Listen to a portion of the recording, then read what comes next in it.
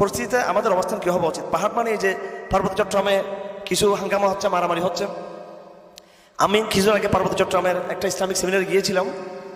তো এই একটা কথা বলা হয় যে পাহাড়িরা অধিকার হারিয়ে ফেলতেছে। এটা আমরা বাল্যকাল থেকে শুনে আসতেছি, সেনাবাহিনীদেরকে অত্যাচার করতেছে, এরা এরা অধিকার হারিয়ে ফেলতেছে। এরপরে যে শান্তি চুক্তি করা হয়েছে বিগত আওয়ামী লীগ, এই আমলের আগের মানে প্রথম যখন আওয়ামী লীগ যখন ক্ষমতায় আসে, এই প্রথম বলতে অর্থাৎ শেখ হাসিনা 96, তখন তারা যে শান্তি চুক্তি করছে, এই শান্তি চুক্তির মাধ্যমে উল্টা বাঙালিদের সাথে কি শুরু হয়ে গেল? বৈষম্য শুরু হয়ে গেল। এগুলো আইনের ধারাগুলো দেখলে আপনারা বুঝবেন সেখানে। এবং এদের পিছনে একটা কনস্পাইরেসি আছে। আগে ভারত যুক্ত ছিল, এখন আন্তর্জাতিক চক্রান্ত, এই যে আরকান আর্মি যারা এখন বিদ্রোহী আরকানের, এদের সাথেও এদের বিভিন্ন গোষ্ঠীর যোগাযোগ আছে। সুতরাং এই পাহাড়ি পরিস্থিতির উপর আমাদের নজর রাখতে হবে।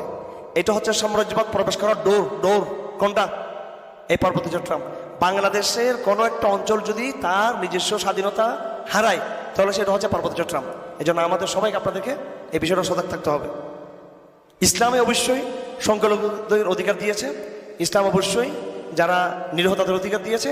ইসলামের ফরম্যাটের মধ্যেই চাকমা, তারপরে মারমাং, তারপর কি আছে আর বিভিন্ন যে উপজাতি আছে, নৃতাত্ত্বিক গোষ্ঠী আছে, ইসলাম হাজার বছর ধরে এই সমস্ত সংখ্যালঘু গোষ্ঠীদেরকে অধিকার দিয়েছে।